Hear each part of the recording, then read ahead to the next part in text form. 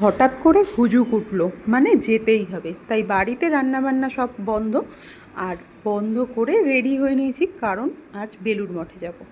বাজে 11:45, কিন্তু বেলুড় মঠে ঢুকতে হবে 11টা থেকে 11:30টার মধ্যে ঢুকতেই হবে।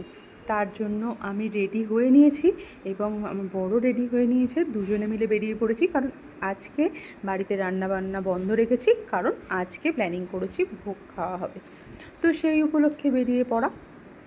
আমার বর সকালবেলা গিয়ে কুপনটা কেটে নিয়ে এসেছিলো, কারণ আমাদের যদি যেতে দেরি হয় বা কুপন না পাওয়া যায় সেই সমস্ত মাথায় রেখেই আর কি বেরিয়ে পড়া হয়েছিল। আর এখন দেখো এতটাই রোদ, ভাদ্র মাসের রোদ, আর আকাশে পেঁজা মেঘের ভেলা চারিদিকে।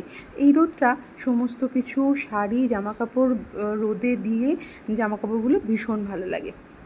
যাই হোক, আমরা বালি ব্রিজের ওপর দিয়ে চলে যাচ্ছি, আর তারপর যেতে যেতে মাঝখানে বেলুড় মঠে যাওয়ার আগে রাস্তাতে প্রচণ্ড জ্যাম পেয়েছিলাম। তারপর সেই সমস্ত জ্যাম কাটিয়ে আমরা পৌঁছে গেছি প্রায় 11:20-র দিকে।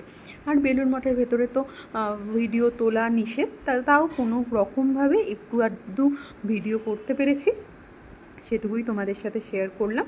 আর তারপর এই দেখো, এখানে হচ্ছে দুর্গাপুজোর প্রস্তুতি, মানে দুর্গাপুজোর প্যান্ডেল বাঁধার কাজ কিন্তু শুরু হয়ে গেছে, কারণ হাতে মাত্র আর কয়েকটা দিন, তারপরেই মা দুর্গার আগমন। তো সেই দিকে সাজো সাজো রব। আর তারপর আমরা এই দিক দিয়ে চলে গেলাম ভোগের প্রসাদ খাওয়ার জন্য।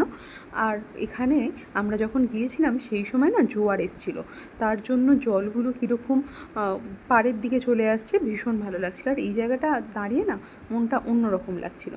তারপর এদিকে খিদেও পেয়ে গেছে, বেশিক্ষণ দাঁড়ালে আমাদের সমস্ত কাজেও দেরি হয়ে যাবে, তাই অগত্যা এখান থেকে দৃষ্টিটা সরিয়ে নিয়ে আমরা চললাম ভোগের প্রসাদ খাবার উদ্দেশ্যে।